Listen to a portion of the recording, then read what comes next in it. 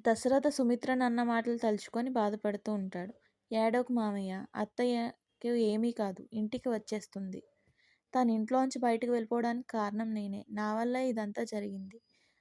మాటలన్నా నేనే ఇంత బాధపడుతుంటే ఆ మాటలు భరించిన తాను ఇంకెంత బాధపడి ఉండాలి అని దశరథ ఫీల్ అవుతూ ఉంటాడు. అయినా అత్త ఎక్కడికి వెళ్ళిపోలేదు. నువ్వు ఏడవడం ఆపు మామయ్య. మీ అత్త కనిపించే వరకు ఈ ఏడుపు ఆగదు అని దశరథ అంటాడు. మళ్ళీ ఇద్దరూ కలిసి సుమిత్ర కోసం వెతకడం మొదలు పెడతారు. మరోవైపు దీప కూడా సుమిత్ర కోసం వెతుకుతూ ఉంటుంది. కనిపించిన వాళ్ళందరూ తన అమ్మ అనుకొని భ్రమపడుతూ ఉంటుంది. ఇంతలో కార్తిక్కి జోష్న ఫోన్ చేస్తుంది. తాతయ్య కళ్ళు తిరిగి కింద పడిపోయాడు అంటుంది. సరే, మేము వెంటనే అక్కడికి వస్తున్నామని చెప్పి కార్తిక్ కాల్ కట్ చేస్తాడు. మరోవైపు శ్రీధర్ కాంచన దగ్గరకు వెళ్ళి మీ నాన్నకు హెల్త్ బాగాలేదంట, వెంటనే పద అని చెప్పి కాంచనను తీసుకొని బయలుదేరతాడు. శివనారాయణకు డాక్టర్ ట్రీట్మెంట్ చేస్తుండగా కార్తిక్ వాళ్ళు అక్కడికి వస్తారు.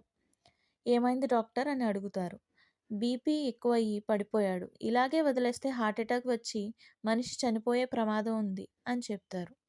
ఇతన్ని జాగ్రత్తగా చూసుకోండి అని చెప్పి డాక్టర్ అక్కడి నుంచి వెళ్ళిపోతాడు.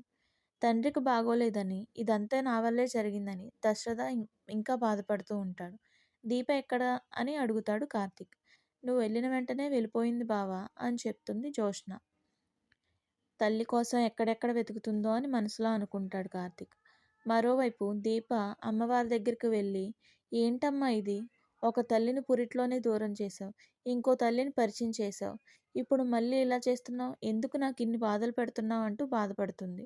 ఇంతలో అక్కడికి దీప గురించి ప్రతి నిజం తెలిసిన ఒక సిద్ధాంతి వస్తుంది. ఏంటమ్మా, నీ రక్తపాతం కోసం ఆరాటపడుతున్నావా? ఇప్పుడు నువ్వు వెతికేది కూడా తన కోసమే అని నాకు తెలుసు. నువ్వు వెతుకుతున్న వాళ్ళు తప్పకుండా దొరుకుతారు. అలాగే నువ్వు ఏ నిజమైతే అందరికీ తెలియకూడదు అనుకుంటున్నావో అది త్వరలోనే అందరికీ తెలిసిపోతుంది. నువ్వెంత ఆపాలని ట్రై చేసినా కూడా అది ఆగదు. ముందున్నవన్నీ చెడ్డ రోజులే, జాగ్రత్తగా వెళ్ళు అని చెప్పి వెళ్తాడు.